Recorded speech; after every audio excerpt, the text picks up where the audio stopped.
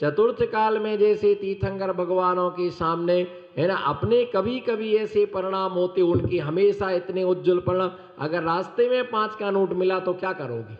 मंदिर आ रहे थे 5 का नोट मिला तो क्या करोगे? तुम छोड़ दोगे? इतने सीधे तो नहीं हो। मैं फेस रीडिंग कर रहा हूं, तुम छोड़ दो उसके लिए, उठा लाएंगे। उठा लो उठा लो उठा लो, फिर क्या करेंगे? बोलो कहां डालेंगे?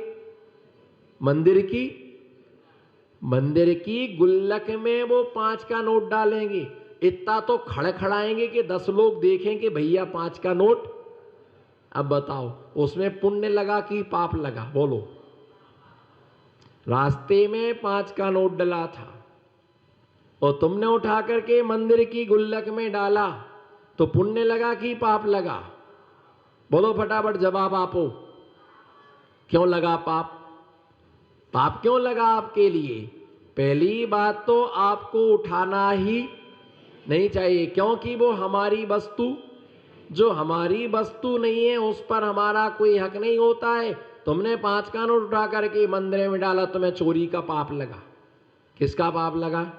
चोरी का पाप लगा, क्योंकि वो नोट तुम्हारा नहीं था। जिसका था वो उठा ले जाता, कोई ले जाता। वे दूसरे की वस्तु से कभी वहां पर रत्न पड़े रहते हैं, फिर भी कोई उठाने का क्या नहीं करता है? उठाने का भाव नहीं करता। इतनी निर्मलता वहां पर आ जाती है, इतनी निर्मलता वहां पर तीर्थंकर भगवान के सानिध्य में, जैसे अंतरंग और बहिरंग विभूति। कौन सी विभूति? अंतरंग और बहिरंग विभूति से युक्त ऐसे धर्म तीर्थ के कर्ता भगवान महावीर स्वामी। धर्म तीर्थ का प्रवर्तन किसके द्वारा होता है? तीर्थंकर भगवान के द्वारा। किसके द्वारा होता है? धर्म तीर्थ का प्रवर्तन तीर्थंकर भगवान के। धर्म तीर्थ के कर्ता है ना, धर्म तीर्थ का धर्म का उपदेश देने का अधिकार किसको है? धर्म का उपदेश देने का अधिकार सिर्फ तीर्थंकर भगवान के लिए होता है। जब चतुर्थ काल होता है तो ये समोषण में तीर्थंकर भगवान की दिव्य धुनी खिरती है। जब तीर्थंकर भगवान नहीं होते हैं तो सामान्य केवलियों की दिव्य धुनी खिरती। जब सामान्य केवली नहीं होते हैं तो मुनि महाराजों की क्या होती है? आचार्यों की, मुनियों का उपदेश सुन करके लोग अपनी आत्मा का। इसलिए धर्म तीर्थ का प्रवर्तन करें। अभी किसका शासन चल रहा? किसका शासन चल रहा? अभी वर्तमान में भगवान महावीर स्वामी का शासन उनका चल रहा है। भगवान महावीर स्वामी की देशना हमारे तक यहाँ पर उपलब्ध है। ऐसे महावीर स्वामी के द्वारा जो कहा गया है ना भाई, अर्थ व्यंजन तद विकलता, अर्थ अविकलता, व्यंजन अविकलता, अर्थ अविकलता। यानी हम जो पढ़ते हैं तो जिस ग्रंथ के लिए अर्थ हो, व्यंजन है ना, उसके लिए अविकलता। इस प्रकार से यानी जो है अर्थाचार है ना, हम जिस शब्द का अर्थ कर रहे हैं वो अर्थ क्या होना चाहिए? सही अर्थ हमें करना चाहिए। सबसे है ना आगम के जो शब्दाचार, क्या क्या बोलो? शब्दाचार। पहली बात तो हमारा उच्चारण सही होना चाहिए। जो हम पढ़ते हैं वह हमारा उच्चारण कैसा होना चाहिए? जैसे हम कोई भी है ना विनय पाठ पढ़ते हैं, कोई भी पाठ, राग सहित जग में रुलो। क्या? राग सहित जग में रुलो, मिले सरागी देव, बीत राग मेटो अबे, भेटो राग कुटे। नहीं भैया, बीत राग भेटो मेटो राग, जे बलभद्र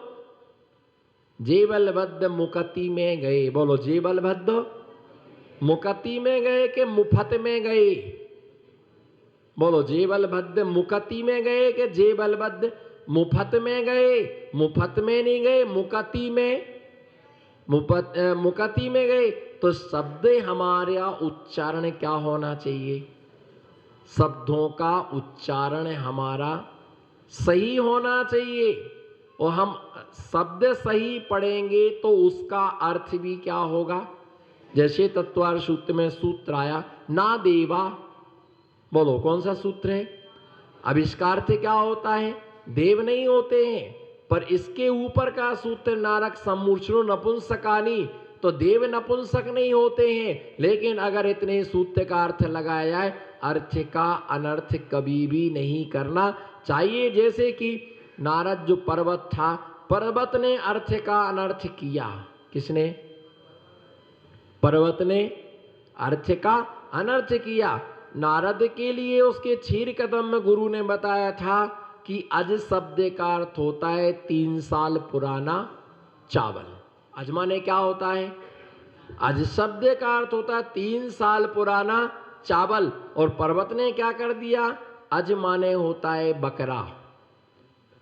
तो बकरे से होम करना चाहिए, बकरे से यज्ञ करना चाहिए। और वो पिठा बलि की परंपरा आज तक यहाँ पर चली, आज तक यहाँ पर चली आ रही है ना। किसी व्यवस्था को बनाना है ना सरल होता है, लेकिन उसे समाप्त करना कठिन होता है। जैसे मुमुक्षु शौनगढ़ वाले हैं, है ना, ये कहते पंचम काल में मुनि नहीं होते हैं, पंचम काल में मुनि नहीं होते हैं।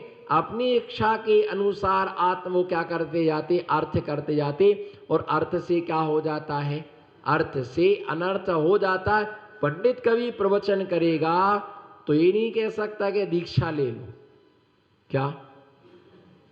पंडित ये नहीं कह सकता तुम दीक्षा ले लो, कभी नहीं कहेगा तुम दीक्षा ले लो। क्यों? अगर पंडित कपड़े पहने वाला प्रवचन कर रहा, वो कहे दीक्षा लो, तो श्रावक खड़े हो जाएंगे, बोले पंडित जी पीछे कमंडल लाऊं क्या आपके लिए? वो तो ऐसा है कि पंडितों की देशना ऐसी होती है, वो दूसरों के लिए एक प्रवचन, बोलो बोलो, एक प्रवचन और एक परवचन, बोलो ना फटाफट। एक प्रवचन और दूसरा क्या है? परवचन। तो पंडित जी के क्या होते हैं? नमो सिद्धारम। पंडित जी के क्या होते हैं? परवचन।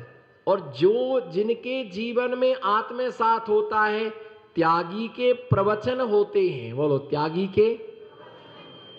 के प्रवचन होते हैं। और रागी के जैसे एक पंडित जी थे, तो उन्हें बेगन बहुत पसंद था। पंडित जी की भटा, क्या बोलते? भटा जानते हैं ना, भटा बेगन। पंडित जी के भटा, उन्हें बहुत पसंद थे पंडित जी के लिए भटा। और पंडितानी का त्याग था, तो रोज कहते थे भटा नहीं खाना चाहिए, भटा नहीं खाना चाहिए।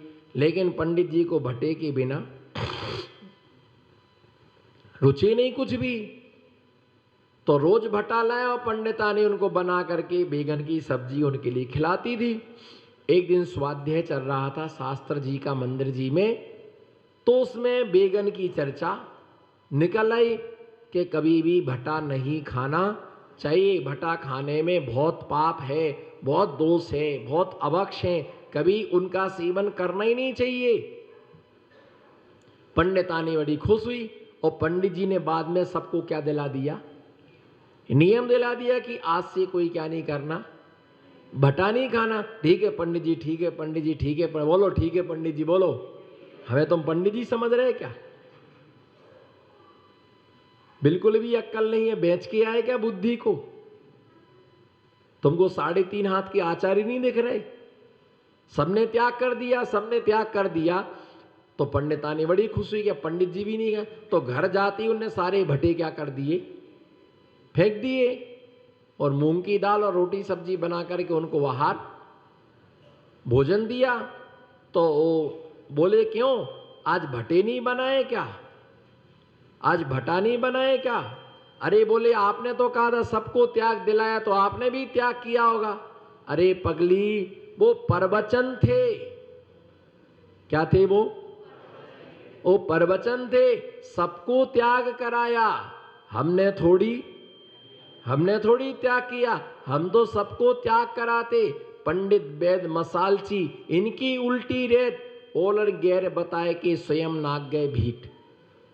पंडित वैद मसालची इनकी उल्टी रेत और ओरन गैल बताए कि स्वयं नाग गए भी। दूसरों को रास्ता बताते हैं पर उस रास्ते पर वो स्वयं वो स्वयं नहीं चलते हैं, इसलिए उनके प्रवचनों का कोई भी प्रभाव नहीं पड़ता है, कोई भी उस पर प्रभाव नहीं पड़ता है। इसलिए मुनिराज जो त्यागी होते हैं और जिसका स्वयं का त्याग नहीं है, हम उसको दूसरे को त्याग का उपदेश नहीं दे सकते।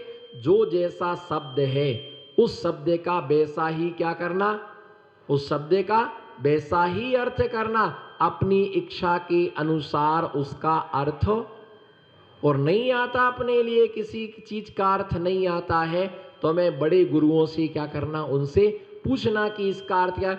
जो हिंसा की पद्धति चली आ रही है वो पर्वत ने चलाई और आज तक वो चली आ रही, उसे कोई मिटा नहीं सका। धीरे धीरे मंदिरों में अभिषेक की परंपरा क्या होती जा रही, बंद होती जा रही। आरती करने की परंपरा मंदिरों में बंद होती जा रही और दीपक लगाना लोगों ने क्या कर दिया, बंद कर दिया। बस एक ही बात बोलती, आगम में नहीं लिखा, आगम में नहीं लिखा, आगम में नहीं लिखा। अरे एक आध आगम बताओ तो कि किस में नहीं लिखा, कि तुम अपनी इच्छा से हमें जिस चीज मालूम हो। जो व्यक्ति आगम के विपरीत बोलता है, बोलो जो व्यक्ति आगम के विपरीत बोलता है, अनंतर भव में उसके मुख में कुष्ठ रोग होता है। उसके मुख में क्या होता है, कुष्ठ रोग होता है, कोढ़ी होता है। इसलिए आगम के विरुद्ध कभी भी नहीं जाना चाहिए। हाँ, एक कहो कि हम दीपक नहीं जलाते, बोलो हम, ये कहो कि हम दीपक नहीं जला, इसमें कोई बाधा नहीं है। तुम ये कहो कि हम फूल, हाँ कोई बात नहीं, इसमें हम चावल चढ़ाते, नारियल चढ़ाते, आपकी जो इच्छा हो। आप खाली हाथ भगवान का पूजन मत करो, खाली हाथ भगवान का दर्शन मत करो। आपको जो चढ़ाना वो चढ़ाओ, पर ये मत कहो कि ऐसी व्यवस्था आगम में नहीं, हमको दीपक नहीं लगाना, हम नहीं लगाते, हमको फूल नहीं चढ़ाना, हम नहीं चढ़ाते, हम नुक्ति का लड्डू नहीं चढ़ाते, हम तो नारियल का लड्डू चढ़ाते, तुम नारियल का चढ़ाओ। तुम्हें जो जचे सो चढ़ाओ, लेकिन तुम ये मत कहो कि ऐसा आगम में। जिन वाणी के विरुद्ध कभी भी नहीं बोलना चाहिए। और बोलते बस वो नहीं करते। आपसे पूछे आपने कितने शास्त्र पढ़े, एक आध का नाम तो बताओ। एक भी शास्त्र का नाम नहीं आएगा, एक भी शास्त्र का नाम नहीं आएगा। और जिसमें देखो उसमें हिंसा, जिसमें देखो उसमें हिंसा। तो हिंसा तो है भी है। अगर आप हिंसा नहीं करना चाहते हो तो आप सब कुछ छोड़ करके महाराज जी बन जाओ। कोई नहीं कहेगा कि दीपक जलाओ के फूल चढ़ाओ, भैया हम तो द्रव्य से पूजा करते ही नहीं है। तो इसलिए हम ऐसा नहीं करते। पर अगर आपको पता है कि आगम में ऐसा लिखा, तो आगम के विपरीत बोलने वाले व्यक्ति के मुख में क्या होता है, कुष्ठ रोग होता। देखते ना कितने सारे लोग कोढ़ी होते, कितने सारे लोग कोढ़ी होते। ये पिछले जन्म में आगम के विरुद्ध किए गए कर्म का फल है। इसलिए शब्द का है ना, जैसा शब्द है उसका वैसा ही क्या करना चाहिए, अर्थ करना चाहिए। जैसा शब्द है उसको वैसे ही पढ़ना, शब्दाचार, और उसका जो अर्थ है उसको वैसा पढ़ना। उसका नाम क्या है, उसका नाम क्या है, उसके लिए अर्थाचार उसके लिए कहते। और शब्द भी सही पढ़ना और उसका अर्थ भी सही करना, इसका नाम क्या है, उभयाचार। शब्द भी सही पढ़ना है ना, प्राकृतिक भाषाओं में लिखा हुआ है और संस्कृत भाषाओं में लिखा हुआ है, हिंदी भाषाओं में लिखा, अपने को पढ़ते नहीं है। शब्द उच्चारण अपना सही नहीं है, तो जिसका शब्द उच्चारण सही है उससे कहो कि आप पढ़ करके हमको क्या करो, आप पढ़ करके हमारे लिए सुनाओ, लेकिन गलत नहीं पढ़ना। और यदि हमसे नहीं बनता तो धीरे धीरे क्या करना, उसका उच्चारण करना सीखो, उसका उच्चारण सही करो। धीरे धीरे उसको उच्चारण करते करते सीखोगे। अगर प्रयास करोगे तो संस्कृत का भक्तांबर पढ़ना आ जाएगा। कई लोग बोलते हिंदी का पढ़ना चाहिए या संस्कृत का पढ़ना चाहिए, बोलो हिंदी का पढ़ना चाहिए या पहले क्या लिखा गया, पहले हिंदी में लिखा गया कि पहले संस्कृत में? तो संस्कृत की ही प्रधानता है। अब पढ़ते नहीं आता है तो पाठशाला है कभी, बोलो, कभी गए पाठशाला? पाठशाला में तो गए, लेकिन पाठशाला नहीं गए कभी। अब सीखोगे कैसे भाई? पाठशाला पहले चलती थी, अभी हम किसी से पूछे 24 तीर्थंकर के नाम बताओ तो नहीं बता पाएंगे, पर 24 पिक्चरों के नाम अभी फुटकर पैसा भी बता देगा। 24 पिक्चरों के नाम और 24 तीर्थंकरों के नाम इनके पापा को भी नहीं आएंगे, पापा क्या दादा को भी नहीं आएंगे। 24 शास्त्रों के नाम यदि खड़े होकर के गिनाओ 24 शास्त्रों के, नहीं 24 शास्त्रों के नाम नहीं आते हमको, तो 24 पिक्चरों के नाम है ना। बाजार में अगर मेला ठेला कुंडलपुर गए, नैनागिर जी गए, शिखर जी गए, प्रवचन की सीडी कौन खरीद के लाया? बताओ मुझे, बताओ एक आध आदमी बताओ कि हम शिखर जी गए थे, 5 आदमी से कहो सीडी ले लो, अरे क्या करना, रहने दो, रखी है, बहुत रखी है। और पिक्चरों की सीडी देखो ना, क्या बढ़िया जमा करके रखी है, क्या बढ़िया जमा करके रखी है। अभी कोई है ना जैसे दर्शन करने आते ना महाराज जी के पास, तो महाराज जी के पास आएंगे तो है ना नमोस्तु करेंगे, और महाराज जी अगर कोई शास्त्र देंगे ना, नहीं महाराज जी बहुत रखे हमारे घर में, अलवारी पर रखे, वही तो कोई पढ़ने वाला नहीं है, ये तो आप रखो हम है ना बस, और चल दे। और यदि महाराज ने थमा दिए 2-3 शास्त्र, तो यहाँ से लेके निकल जाएंगे और मंदिर में रख के चले जाएंगे, इतने अच्छे श्रावक है। ये स्थिति है। और घर में जितने शास्त्र रखे होंगे ना, तभी दीपावली की सफाई पर वो सब मंदिर में आ जाएंगे, रखाओ मंदिर में पूजन। वहीं तो कहती क्या करना यहाँ रख करके, जगह नहीं है यहाँ पर। एक भी मंदिर में घर में माला नहीं मिलेगी पहनने वाली तो खूब मिलेगी।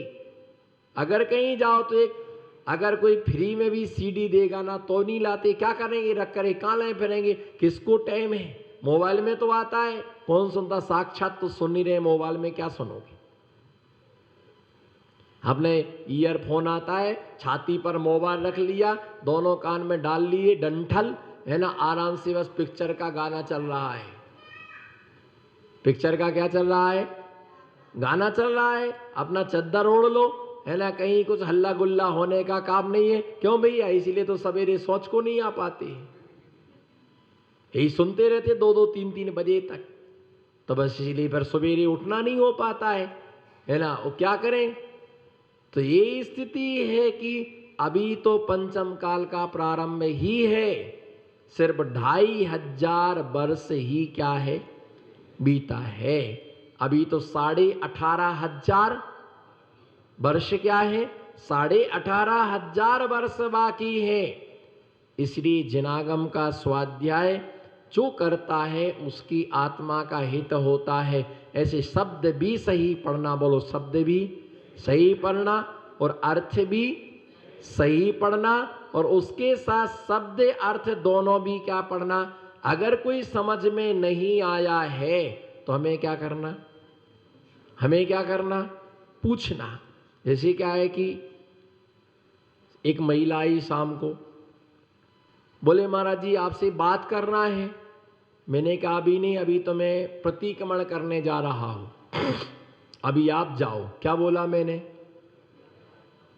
अभी तुम यहां से जाओ, मैं कोई बात नहीं करूंगा, मुझे प्रतिक्रमण करने जाना है। चली गई वो। रास्ते में 4-5 आदमी आ रहे हैं, बोले कटे जा रही हो? अरे महाराज जी के दर्शन करने के लिए जा रहे हैं।